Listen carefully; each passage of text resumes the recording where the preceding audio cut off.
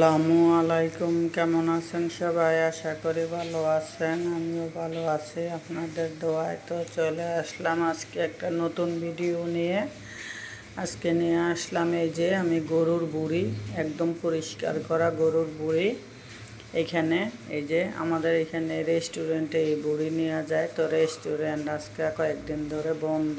মানে আমি এই বুড়িটা আনছিলাম আরও 3 দিন আগে। তো এই আবেশ হোটেল, এখানে আমরা যে জায়গায় থাকি এখানে একটা রেস্টুরেন্ট আছে। এখানে গরুর ঠ্যাং থেকে শুরু করে আস্ত গরু, পুরা গরুর মাংসগুলা সব, গিলা কলিজা সব কিছু নিয়ে আসে। তো এই রেস্টুরেন্ট বন্ধ, এই জন্য আমি এখানে পাইলাম ভালো বুড়ি সুন্দর কিনতে। তো এখন আমি এই বুড়ি এইখান থেকে নিয়ে আসলাম। এখানে এই বুড়িটা আমার 7 কেজি ওজন হয়েছে, 400 টাকা কেজি নিছে বুড়িটা। তো এই বুড়িটা আমি এখন গরম পানি দিয়ে টিয়ে পরিষ্কার করলাম। যতই হারা পরিষ্কার করুক, আমি নিজের হাতে পরিষ্কার না করলে এই বুড়ি খাইতে পারবো না। তো কাটাকাটি করে যে 3টা ভাগ করলাম, 3টা ভাগ করে বুড়ি আমি 2 ভাগ ফ্রিজে রাইখা দিলাম আর 1 ভাগ নিলাম এই যে। তো এখন আমি এই বুড়িটা একটু জ্বালাবো, লবণ হলুদ দিলাম, আদা রসুন দিব, আর দিব একটু মরিচের গুঁড়া আর একটু ধনিয়ার গুঁড়া।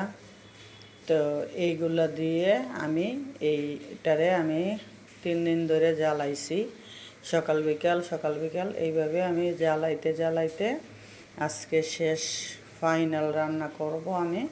তো এই দেখেন আমি এটা এইখানে আমি তেল দিই নাই কোনো, এটা শুধু জ্বালানোর জন্য আদা রসুন হলুদ মরিচ দিলাম, লবণ। তো এই বুড়িটা কেমন হয়েছে কমেন্ট করে জানাইবেন আপনারা সবাই। আর আপনাদের সাথে আজকে বুড়ি আমি কিভাবে শেষ পর্যন্ত রান্না করলাম সেইটার আমি আপনাদের সাথে মানে শেয়ার করব। আর এই যে বুড়ি আমি 3 দিন জ্বালানোর পর এই যে এতটুক হয়েছে আমার বুড়ি। আর আমি 2 ভাগ থুয়া রাখছি ফ্রিজে, আর এইখানে 1 ভাগ, মানে আমি 2200 টাকার বুড়ি নিয়ে আসছি। এইখানে আমি হিসাবে 700 টাকার উপরে বুড়ি এই জাল দেওয়ার পর হয়েছে এইটুক। আর 2 ভাগ ফ্রিজে রাখছি, কারণ আমরা কোরবানি দেই না আর মধ্যবিত্ত ফ্যামিলি, বুড়িও খাইতে পারি না। তো এই যে আমি বুড়ির জন্য এখন এই যে পেঁয়াজ বসাই দিলাম, পেঁয়াজের মধ্যে আমি আদা রসুন দিয়ে দিলাম। তো এই বুড়িটা আমি আজকে ফাইনাল রান্না করব, মানে ভাজা ভাজা। তো এখানে আমি আদা রসুনটা আগে একটু ভাজিয়ে নিলাম এই যে। তো আদা রসুনটা ভাজিয়ে আগে একবার দিছি আদা রসুন, তবুও আমি আজকে আবার কম কম করে সব মশলাই দিব এই তেলের মধ্যে। আর এখানে কোনো পানি অ্যাড করব না।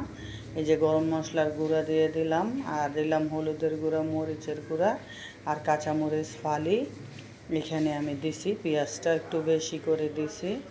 তো এইটা আমি মশলাটা একটু কষিয়ে নিব, কষিয়ে তারপর আমি এই জাল দেওয়া বুড়িটা এই জায়গায় আমি ভাজা ভাজা করব। তো এর আবেশ থেকে আমি এই হোটেল থেকে আমার মেয়ের জন্য আমি অনেকবার বুড়ি আনছি, 200 টাকা দিয়ে একটু বুড়ি দেয় পার্সেল, একবারে একটুখানি আমার মেয়ে একবারেই মানে খাইতে পারে। এইগুলা আমাদের যেই পার্সেল 200 টাকাতে দেয় ওরকম পার্সেল বুড়ি এই হিসাব করলে আমার এইখানে যে রান্না করতেছি সেই বুড়িটার রান্না হেদের হিসাব করতে গেলে এই রান্না বুড়িটা আমার কমপক্ষে এই বুড়িটার দাম আইসা পড়ে আমার মনে করেন 3000 টাকার মতন। তো এখানে অল্প ছোট জায়গায় মানে ভিডিওটাতে একদম কম দেখা যাইতেছে, আসলে কিন্তু কত একটু কম না, এই কড়াইটাতে অনেকটাই বুড়ি। তো এইখানে আমি সব মশলা কষায় টষায় এখন আমি বুড়িটা ওই যে ওই চুলায় পার করে দিলাম। আর এই চুলা আজকে আমি সুজি দিয়ে আর আটা মিশাইয়ে আমি রুটি বানাবো, আপনাদের সাথে শেয়ার করব। তো এইখানে আমি প্রথমে পানি দিয়ে লবণ আর তেল দিয়ে দিলাম। তো এখন পানিটা বলক আসলে এখানে আমি দিয়ে দিব সুজি আর আটা। আর ওই জায়গায় আমি আজকে এই যে মানে বট দিয়ে আমরা রুটি খাবো, তো এই জন্য আমি রুটি বানাইতেছি। আর সুজি দিয়ে রুটি বানাইলে এত নরম হয় মানে বলার বাহিরে, খাইতে এত স্বাদ মজা। তো এইভাবে সুজি আর আটা একসাথে মিশে আপনারা রুটি বানাইয়া দেখবেন বা পরোটা, খাইতে যে কি মজা লাগে। এই যে এখানে আমার 1 বাটি সুজি, আমি বেশি করে রুটি বানাবো, এই যে আমি 1 বাটি সুজি দিয়ে দিলাম, কারণ সুজিটা আমি পুরোটাই ব্যবহার করে ফেলছি, আর আটা দেব আমি অল্প একটু। এখন আমি ভাবছিলাম সুজি কম হবে, এখন দেখছি সুজি বেশি, তো এই জন্য আমি 2 চামচ আটা দিয়ে দিলাম এইখানে।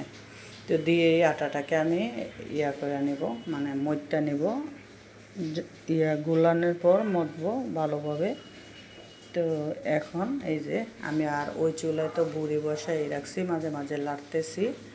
তো এই যে দেখেন আটাটা, এখন আমি ওই চুলায় 1 পট চালের ভাত বসাই দিছি যদি কেউ ভাত খাইতে চায়, তো এই জন্য। আর এইখানে আমি এই যে বুড়িটা লাইরা লাইরা লাইরা লাইরা একদম কালো কালো করে ফেলবো। আর কিসের আবেশ আর কিসের রেস্টুরেন্ট বুঝেন, আমার হাতের কাছে বুড়ি আমি একদম কালা বোনার মতো করে ফেলছি রান্না করে। আর এইখানে যে আমি আটা গুলাইতেছি, অনেক চাপ দিয়ে দিয়ে আটাটাকে সুন্দরভাবে মইটটা নিতেছি যাতে রুটি না ফাটে। আমার রুটির পেরিটাতে মনে করেন একটা সমস্যা হয়েছে, এই যে আমি রুটি বেলার জন্য একবারে বানাই নিলাম। আর এইখান দিয়ে আমি এখন আমার বটটা হয়ে গেছে, এটা ভাজা জিরার গুঁড়া দিয়ে আমি নাড়িয়ে চাড়িয়ে নামিয়ে নিব।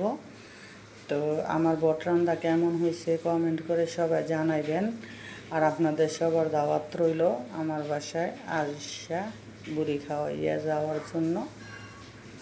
এই যে আমার বুড়ির রান্না ফাইনাল লুক দেখেন কত সুন্দর। আর এইটা তারপরেও মনে করেন এই জায়গাতে আমি একসাথে রান্না করছি, কিন্তু যখন এই খাবে আমার ছেলে মেয়ে তখন আমরা আলাদাভাবে তাওয়াতে দিয়ে নিয়ে আরও ভাজা ভাজা করে করে তারপর খাবো। এখানে তাওয়াটাতে লাগে যাইতেছে আর রাখা সম্ভব হইতেছে না। এই যে আমার বুড়ির ফাইনাল লুক দেখেন কি সুন্দর। তো এখন আমি রুটি বানাইতেছি, রুটিগুলো বেলে আমি নিব।